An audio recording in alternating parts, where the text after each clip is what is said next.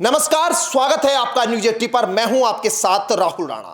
आपको केशव प्रसाद मौर्य का वो बयान तो याद होगा जिसमें केशव प्रसाद मौर्य ने बीजेपी की बैठक में साफ कह दिया था कि सरकार से बड़ा संगठन होता है और अब उसी सरकार और संगठन के बीच शक्ति प्रदर्शन की तैयारी चल रही है।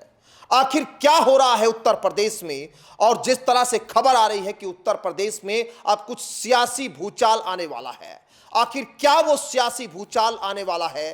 क्या सीएम योगी आदित्यनाथ की कुर्सी पर अभी खतरा टला नहीं है? क्योंकि लगातार केशव प्रसाद मौर्य जेपी नड्डा से मुलाकात के बाद अब उत्तर प्रदेश में एक्टिव मोड पर आ गए हैं।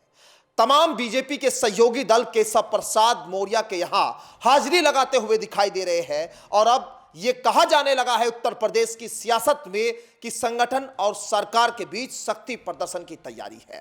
दरअसल ओपी राजभर हो, संजय निषाद हो, वो तमाम विधायक हो जो बीजेपी के सहयोगी दल इस वक्त सरकार में है, वो आजकल केशव प्रसाद मौर्य के दरबार में जा रहे हैं क्योंकि उत्तर प्रदेश का सियासी पारा इस वक्त बढ़ा हुआ है। उत्तर प्रदेश में भारतीय जनता पार्टी में मचे घमासान के बीच बीजेपी के सहयोगी और पार्टी के तमाम नेता डिप्टी सीएम केशव प्रसाद मौर्य के यहां पर जा रहे हैं। सुभाषपा प्रमुख ओम प्रकाश राजभर के बाद अब कैबिनेट मंत्री संजय निषाद और दारा सिंह चौहान की तस्वीरें भी सामने आई है। पार्टी के कई अन्य नेताओं का भी मौर्य से मुलाकात का सिलसिला जारी है, जिन्होंने प्रदेश की सियासत में एक नई चर्चा को जन्म दे दिया है।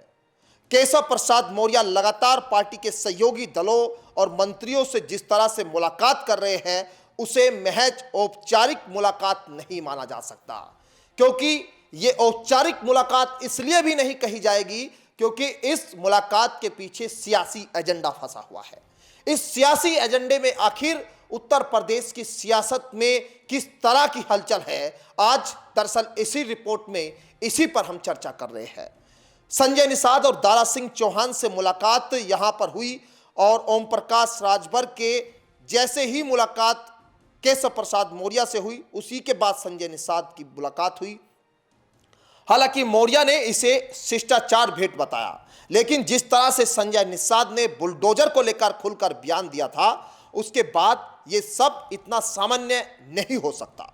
सिर्फ संजय निषाद ही नहीं, मंत्री दारा सिंह चौहान भी केशव प्रसाद मौर्य के कैंप कार्यालय पहुंचे और उनसे बातचीत की।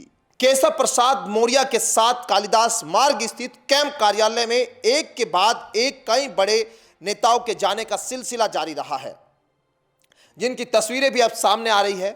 इनमें संजय निषाद, दारा सिंह चौहान और इनके अलावा विधायक उमेश द्विवेदी, गौरी शंकर वर्मा, भगवान सिंह कुशवाहा, ममतेज साक्य, अशोक मौर्य, सुरेंद्र चौधरी और पूर्व सांसद राजेश वर्मा, पूर्व राज्यसभा सांसद जुगल किशोर समेत कई नेता शामिल रहे। डिप्टी सीएम ने बीजेपी ओबीसी मोर्चा की भी बैठक बुलाई, जिसमें आगामी कार्य समिति की बैठक को लेकर चर्चा हुई। दिल्ली में जेपी नड्डा से मुलाकात के बाद केशव प्रसाद मौर्य जिस तरह से एक्टिव मोड में नजर आ रहे हैं, उसे हल्के में नहीं लिया जा सकता। इससे एक बात तो तय है कि बीजेपी के अंदर कुछ बड़ा होने वाला है। मुलाकातों के सियासी मायने भी कुछ इसी तरह से निकाले जा रहे हैं कि अगर यहां पर एनडीए का जो कुनबा उत्तर प्रदेश में जोड़ने की केशव ने कवायद शुरू की है, इसके पीछे आखिर क्या रणनीति है? क्या 2027 का विधानसभा चुनाव अब जब नजदीक है तो बीजेपी के अंदर यह कलह किस तरह से करवट लेगी? और केशव प्रसाद मौर्य जो अपनी सीट नहीं बचा पाए, वो जेपी नड्डा से मुलाकात के बाद, केंद्रीय नेतृत्व से मुलाकात के बाद अब इतने एक्टिव मोड में आ गए हैं कि वो सरकार और संगठन के बीच शक्ति प्रदर्शन कर रहे हैं। इसीलिए मैं कह रहा हूं लगातार कि उत्तर प्रदेश में सब कुछ ठीक नहीं चल रहा है।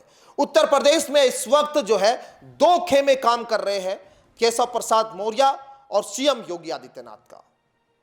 इसके पीछे किसकी सह है?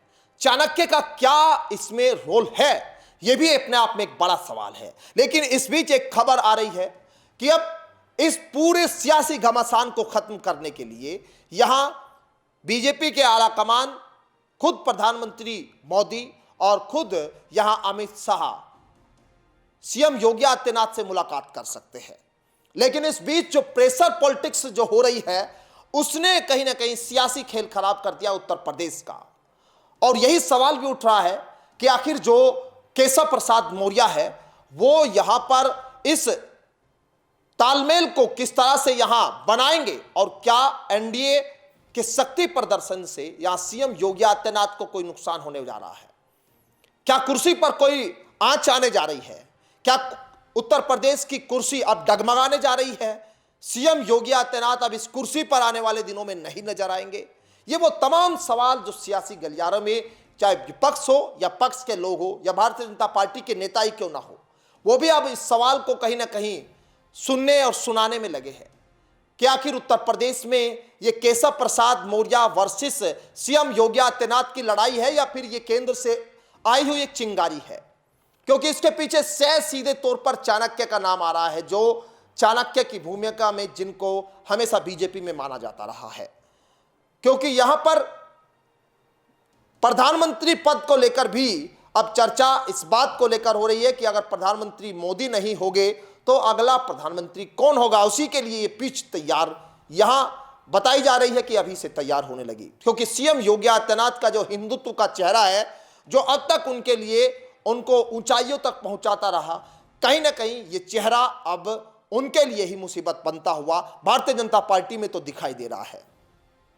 हालांकि जनता किस तरह से इसको ले रही है और उत्तर प्रदेश में इसका चुनावी असर कितना होगा, ये तो आने वाला वक्त बताएगा। लेकिन सियासी भूचाल कहीं ना कहीं उत्तर प्रदेश की सियासी फिजा को बिगाड़ने के लिए अभी काफी नजर आ रहा है। फिलहाल मेरे साथ इस खास जानकारी में इतना ही। आपको ये वीडियो कैसी लगी आप जरूर शेयर करिए। फिलहाल मुझे दीजिए इजाजत, नमस्कार।